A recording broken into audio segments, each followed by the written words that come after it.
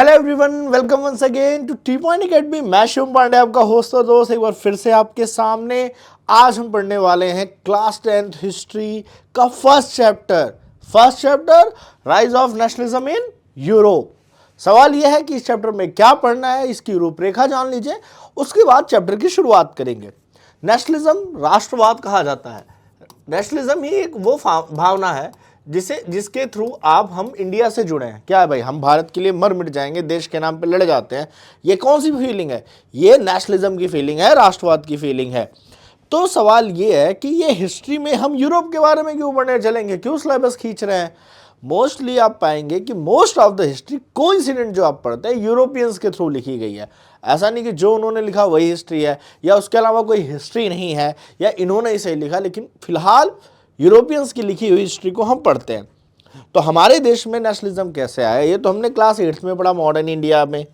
लेकिन अब हम जानेंगे, अगर कोई पर्सन जो मतलब क्लास 9th 10th में भी नहीं है, लेकिन उसकी हिस्ट्री में इंटरेस्ट है, फ्यूचर में जाके हिस्ट्री पढ़ने वाला है, तो उसके लिए ये चैप्टर सबसे बेसिक फंडामेंटल है। इवन आप यूपीएससी की तैयारी करने वाले हो और हिस्ट्री सब्जेक्ट लेने वाले हो तो भी, क्योंकि वर्ल्ड हिस्ट्री की शुरुआत यहीं से होती है।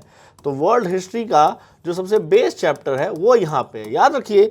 हम पूरे यूरोप के बारे में पढ़ने वाले हैं। ये नेपोलियन बोनापार्टे 1804 क्लास 9th में आपने फ्रेंच रिवॉल्यूशन में पढ़ा था, 1804 तक कि नेपोलियन आ गया है, राइज ऑफ नेपोलियन। याद रखिएगा कि अगर आपको क्लास 9th का चैप्टर याद है तो यहाँ बहुत हेल्प होने वाली है। फ्रेंच रिवॉल्यूशन के एक एक इवेंट को पढ़ेंगे। हम यहाँ 1804 से 1848 तक के फ्रांस को आज पढ़ने वाले हैं इस चैप्टर में।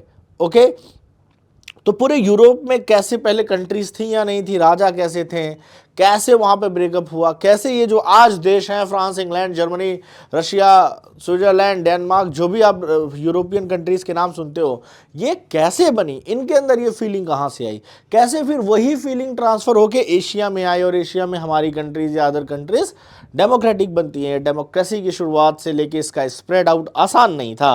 पूरी जर्नी को पढ़ने वाले हैं। तो सबसे पहले ये जो फिगर है ये बहुत ही इंपॉर्टेंट फिगर है। इस इंपॉर्टेंट फिगर को समझने के बाद आपको चैप्टर समझ में आएगा कि एग्जैक्टली इस पूरे चैप्टर में हम समझने क्या वाले हैं। ये पूरा का पूरा फिगर आपको देखने को लग रहा है, बट इसमें हम 3 से 4 मिनट लगाएंगे समझने के लिए। चलिए पहले समझते हैं। फ्रेडरिक शोरियो पेंटिंग 1848 में ये पेंटिंग बनाई गई थी एक फ्रेंच आर्टिस्ट के थ्रू। फ्रांस भाई क्या बोलते हो सर, डेमोक्रेसी को स्टार्ट करने वाला पहला कंट्री पूरी तरह से फ्रांस था। ठीक है, तो वहां के आर्टिस्ट की जो इमेजिनेशन है कमाल की थी। तो उन्होंने इमेजिन किया है, क्या इमेजिन किया? Prepared a series of 4 prints visualisation his dream world में डेमोक्रेटिक एंड सोशल रिपब्लिक। इनका ये ड्रीम है कि जब पूरे विश्व में मोनार्की खत्म हो जाएगी, राजाओं का शासन खत्म हो जाएगा, सब डेमोक्रेटिक हो जाएंगे, तो वर्ल्ड दिखेगा कैसा, स्पेशली यूरोप कैसा दिखेगा, ये बात है। स्टैचू ऑफ लिबर्टी फ्रांस ने ही उठा के दी थी अमेरिका को। ये सिंबल किसका होता है? Statue of liberty is a symbol of democracy, right? तो जो देश इधर खड़े होंगे वो ऑलरेडी डेमोक्रेटिक हो चुके होंगे। जो देश यहाँ हैं वो डेमोक्रेटिक होने की कगार पे हैं, और जो पीछे अलग अलग देश के झंडे आपको दिख रहे हैं ये वो देश हैं जो डेमोक्रेटिक होना चाहते हैं या डेमोक्रेसी बनने वाले हैं, उस लाइन में लगे हुए हैं। ठीक है, तो ये सिंबल्स यहाँ पे दिखाएगा। तो देखिए लिखा है, in one of the print it shows the people in Europe and America, men and women, all ages, social classes, marching a long train offering a homage the Statue of Liberty. They pass it. Statue of liberty वो parameter है, इसको अगर पास किया तो democratic है, इसके आसपास है तो डेमोक्रेटिक होने वाले हैं। तो पूरे यूरोप के अलग अलग कंट्री यहाँ के पीछे से सब लाइन से लगे हुए हैं, एक ट्रेन की तरह दिखाया गया है कि हम स्टैचू ऑफ लिबर्टी को पास करेंगे, हम डेमोक्रेटिक बन जाएंगे, हम एक नेशन स्टेट बन जाएंगे। ठीक है, on the earth in the foreground of the image lie the shattered remains of the symbol of absolute institution. The in Soros utopian vision, the peoples of the world are grouped as distinct nation identified through their flag and national costume. यहाँ जो दिख रहा है ना, ये नीचे नीचे जो फेंका हुआ है, ये दिखा रहा है कि लोगों ने जो एब्सोल्यूट मोनार्की थी, जो मतलब राजा का एकदम एब्सोल्यूट शासन था, उसको उठा के फेंक दिया है। अब वो पहचाने जाएंगे अपने कॉस्ट्यूम से और अपने देश के अलग अलग फ्लैग से, क्योंकि फ्लैग एक कंट्री की निशानी होती है, और प्लस उनके कॉस्ट्यूम से जो वो अपने कपड़े पहनते हैं, जैसे फ्रांस का था कि वाइट ब्लू रेड, उस तरह से, ठीक है। Leading the procession way the pass the Statue of Liberty are United State and Switzerland.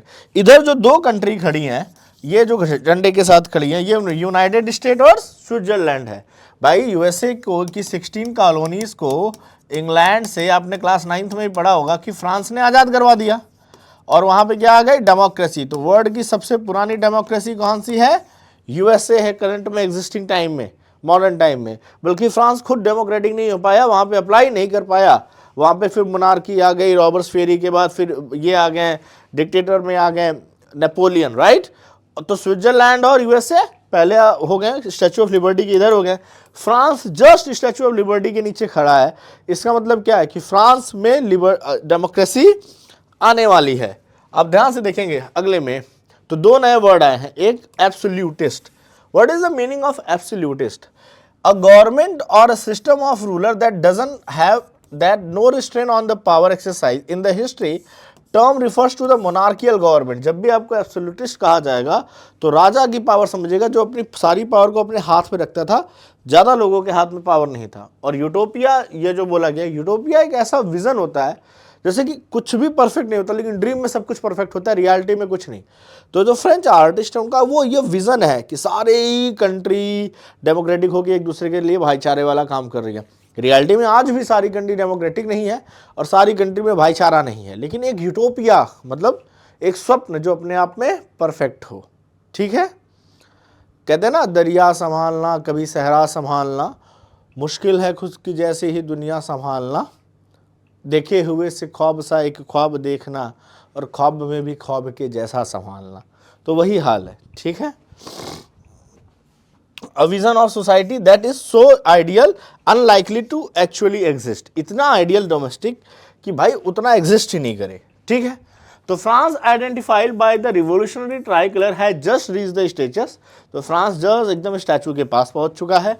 उसके पीछे क्या है, इंटरेस्टिंगली एट द टाइम जब भी सिरासो ने ये इमेज बनाई, अब जैसे इसके पीछे जर्मनी खड़ा है, तो जर्मनी एक नेशन बना नहीं था, लेकिन जर्मनी को एक नेशन बनाने का पूरा ट्रायल चल रहा था कि जर्मनी को एक कंट्री बना दी जाए। तो लिखा है कि German people did not yet existed at a United nation, the flag they carry is expression of liberal hopes in 1848 to unify numerous German speaking principalities into the nation state। तो 1848 में जो वहाँ जंग चल रही थी कि अलग अलग स्पीकिंग लोगों को मिला के एक जर्मन स्टेट बनाया जाए, उसको भी उन्होंने अपने यूटोपिया में दिखाया है फिगर में। जर्मन के पीछे कौन है भाई, people of Austria, two Sicilies of Italy, island of two Sicilies, मतलब ये इटली से रिलेटेड हो गया, kingdom Lombardy, Poland, England, Ireland, Hungary, Russia. ये देखिए सारे के सारे फिगर है, मतलब ये सारी कंट्रीज में क्या है, ये बात चल रही है। यहाँ पे धीरे धीरे घमासान मच चुका था कि अब हमें राजा के पावर से बाहर आना है। उस समय जब ये पेंटिंग बनाई थी, तो ये सभी क्या है, जैसे यहाँ पे सब कुछ सेट होगा, ये स्टैचू ऑफ लिबर्टी क्रॉस कर जाएंगे और ये क्या बन जाएंगे, डेमोक्रेटिक फ्रॉम द हेवन। और ऊपर से भगवान, क्राइस्ट, सेंट, एंजल्स इस सीन को देख रहे हैं, और इस सीन को देख के कितने खुश है कि सारे देश आपस में भाईचारे की तरह रह रहे हैं, कितना बढ़िया है। तो what a perfect image it is. अब आप सोच रहे हो कि सर इतना लंबा तो आपने इमेज खींच दिया, ये इमेज समझना ही आपको सारी बैक स्टोरी अलाइन करेगा। फ्रांस के बाद आप जर्मनी के बारे में पढ़ेंगे, जर्मनी के बाद आप पढ़ेंगे किसके बारे में, ऑस्ट्रिया के बारे में, किंगडम ऑफ टू सिसिलीज के बारे में पढ़ेंगे, पोलैंड के बारे में पढ़ना है, इंग्लैंड के बारे में पढ़ना है इन चैप्टर्स को। ये इमेज वही बताती है। तो इस इमेज से ओवरव्यू क्या निकला, इस इमेज से आपको ओवरव्यू ये निकला कि in this chapter we will learn how the Europe countries convert from monarchy to democratic। Okay, democracy कैसे आई, मोनार्की से डेमोक्रेटिक ये कैसे बने। तो ड्यूरिंग द 19th सेंचुरी चल क्या रहा था, क्योंकि 1800 के बाद की सारी कहानी है। 1804 Napoleon is rising with her greatest power in the Europe। So what happened after that? Nationalism emerged as a force which brought about sweeping changes in the political and mental world of Europe। पूरे Europe में nationalism ना लोगों का दिमाग और एकदम घुमा चुका था। अलग अलग चेंजेस, नए नए थॉट प्रोसेस आ रहे थे, अलग अलग इच्छाएं थी लोगों के अंदर। And result origin of nation state, और एंड रिजल्ट इसका क्या हुआ कि 20वीं शताब्दी आते आते यूरोप में देश बन गए। जो उसका यूटोपिया था वो सच हुआ। ठीक है, modern state came first, then came the nation state in the place of multinational dynastic empires. पहले तो उन्हीं मोनार्की में क्या हुआ, थोड़ा सा फॉर्मेशन हुआ, नए नए देश बने, नए नए मोनार्कीज बने, उन्होंने पावर को रिस्टोर किया, लेकिन फिर उनको उखाड़ के फेंका गया और मल्टीनेशनल डायनेस्टिक एम्पायर्स की जगह क्या आए, नेशन स्टेट आए, देश बने जो आज हम एग्जिस्ट करते हैं। हो सकता है अगले 500 सालों में इस नेशन स्टेट की थ्योरी को भी कोई आइडियोलॉजी एबॉलिश कर जाए और किसी और तरह की फॉर्म ऑफ गवर्नमेंट आ जाए। कोई भी फॉर्म ऑफ गवर्नमेंट 500 साल, 1000 साल, 1500 साल चलती है। जैसे राजाओं का शासन बहुत लंबे टाइम तक चला, मतलब उस टाइम पे वो आइडेंटिकल था। हो सकता है यही डेमोक्रेसी अभी नई बॉर्न है, मुश्किल से मुश्किल 200 साल पुरानी है। 1000 साल बाद यही डेमोक्रेसी में बहुत सारा सिस्टम में दिक्कत आए और कोई न्यू फॉर्म ऑफ गवर्नमेंट आए, क्योंकि डेमोक्रेसी भी बहुत परफेक्ट तो है नहीं। एलिमेंट्स ऑफ नेशन स्टेट क्या है? पहले, majority of its citizen and not only it's ruler. Okay, shared history, sense of common identity. ठीक है, majority of its citizen not only it's ruler, मतलब जो डिसीजन लिए जाएंगे या जो हेड बनेगा वो किसके थ्रू बनेगा, इसके सिटीजन के थ्रू बनेगा, नेशन स्टेट के। रूलर कोई नहीं होगा वहां पे, मनार्की राजा नहीं होगा कोई। हिस्ट्री कॉमन होगी, लोगों की क्या होगी, हिस्ट्री थोड़ी कॉमन होगी, सारी नहीं लेकिन कॉमन हिस्ट्री शेयर करेंगे, मतलब इनकी पुराना इतिहास एक ही रहेगा। सेंस ऑफ कॉमन आइडेंटिटी, और इनकी कॉमन आइडेंटिटी रहेगी, जैसे एक नेशनल फ्लैग होगा, एक नेशनल एंथम होगी, ठीक है, एक कॉमन फॉरेन पॉलिसी होगी, कॉमन गवर्नमेंट होगी। इस तरह से नेशनलिज्म आता है। जैसे इंडिया में वैसे तो स्पीकिंग स्टेट कई सारे लैंग्वेज वाले हैं, लेकिन कॉमन फ्लैग और कॉमन राष्ट्रगान है कि नहीं है, तो उसी तरह से नेशन स्टेट की पहचान तो यही होती है ना। तो currently the era where we are living, it's a nation state, it's a nation state. Okay, तो first clear expression of nationalism 1789 में आया था, when France was a full-fledged territorial state in 1789 under the rule of absolute monarchy। भाई जब France में 1789 में हमने पढ़ा था फ्रेंच रिवॉल्यूशन में, एब्सोल्यूट मोनार्की लुइस की वो पूरी की पूरी ब्रांच चल रही थी बोर्बन डायनेस्टी की। Transfer the sovereignty from monarchy to the body of French citizen, जब वहाँ पे एक्टिव एंड पैसिव सिटीजन वाला चला था। कॉन्स्टिट्यूशनल मोनार्की आई थी, क्या आई थी, कॉन्स्टिट्यूशनल मोनार्की आई थी। एक्टिव पैसिव सिटीजन बने थे कि जो पैसा देते हैं, टैक्स देते हैं, वो वोट करेंगे। फीमेल्स को पैसिव सिटीजन में रखा गया। उसके बाद मैक्सिमिलियन रॉबर्ट्स फेरी आए, राइट, और वो बने फ्रांस के हेड। वो उस टाइम पे पहली बार प्रॉपर नेशनलिज्म वाला फीलिंग आया था। The revolution proclaim that it was the people who would henceforth constitute the nation and save its dynasty। इसका रिजल्ट क्या आया था कि फ्रांस में लोगों ने ये बताया राजा को कि now it is the right of the people, वो डिसाइड करेंगे कि कंट्री कैसे जाएगी, कंट्री में क्या डिसीजन होंगे, क्योंकि कंट्री में वही लोग रहते हैं। तो ये कंट्री की बात है। फ्रेंच रिवॉल्यूशन में क्या क्या स्टेप लिए गए थे भाई? पहले तो the idea of law patriotic, fatherland जिसे हम मदरलैंड कहते हैं, और द लार्ज सिटीजन, मतलब हम, ये हमारी फादरलैंड और हम इसके सिटीजन हैं, तो इसको बचाना, इसको प्रोटेक्ट करना, ये हमारा जन्मसिद्ध अधिकार है, हमारी रिस्पॉन्सिबिलिटी है। नया फ्रेंच फ्लैग आया, रॉयल फ्लैग को हटा दिया गया, स्टेट जनरल इलेक्ट कर दिया गया और रिनेम कर दिया गया नेशनल असेंबली को। जो उनका स्टेट जनरल था जहाँ पे सारी मीटिंग होती थी, उसको क्या बोल दिया गया, अब नेशनल असेंबली बोल दिया गया। याद आ रहा है क्लास 9 पूरा? आपको याद आना चाहिए। फिर क्या, सेंट्रलाइज एडमिनिस्ट्रेटिव सिस्टम बना, यूनिफॉर्म लॉ बने, इंटरनल कस्टम ड्यूटीज और ड्यूज को एबॉलिश कर दिया गया। बहुत सारे जो चर्च को दिया जाता था, क्लैरिजीज को दिया जाता था, नोबेलिटीज को टैक्स, वो सारे टैक्स हटा दिए गए, ड्यूज हटा दिए गए, इंटरनल कस्टम ड्यूटीज हटा दिया गया। Uniform system of weight and measurement adopt किया गया। तो ये जो वेट एंड मेजरमेंट सिस्टम है फ्रांस की देन है कि उसमें यूनिफॉर्मिटी आई। फ्रेंच बिकम कॉमन लैंग्वेज, जो भी लैंग्वेज बोलते थे वो सबको छोड़ के फ्रेंच लैंग्वेज को ज़्यादा इंपॉर्टेंट बनाया गया। क्यों? क्योंकि अगर आप फ्रेंच बोलेंगे, सभी लोग फ्रेंच बोलेंगे, तो उनके अंदर एक एकजुटता वाली फीलिंग आएगी। रीजनल डायलेक्ट्स को इसलिए डिस्करेज किया गया, न्यू हाइम्स कंपोज किए गए, नए नए गाने बनाए गए, ओथ्स लिए गए, मतलब हर तरह से लोगों को जोड़ा गया कि वो धीरे धीरे समझे नेशनलिज्म क्या है और नेशनलिज्म की फीलिंग क्या होती है। The revolutionary further declare that it was the mission and the destiny of French nation to liberate people of Europe. फिर फ्रांस के लोगों को लगा कि ये फ्रांस के लोगों को ये लगा कि ये फ्रांस के लोगों की डेस्टिनी है, या फ्रांस के लोगों को इसलिए बनाया गया है कि वो पूरे यूरोप में नेशनलिज्म फैलाएं, पूरे यूरोप को क्या बना दें, democratic. In the other words, to help other people to Europe to become nation, Europe के अलग देशों को भी हेल्प करे लोगों को, क्योंकि वो भी एक नेशन स्टेट बनाए। और ये रियलिटी हुई कि फ्रांस के कारण ही पूरे दुनिया में आग लगी डेमोक्रेसी की। तो जब यूरोप में बदलाव आए, फिर उसका एडॉप्टेशन एशिया में होने लगा। इस्टेब्लिशमेंट ऑफ जैकोबिन क्लब, जो बाद में मैक्सिमिलियन रॉबर्टसफिएरे के हेड बनते हैं, क्लास 9th याद आ रहा होगा। वे pave the French armies that carried the idea of nationalism and move to the Holland, Belgium, Switzerland and Italy.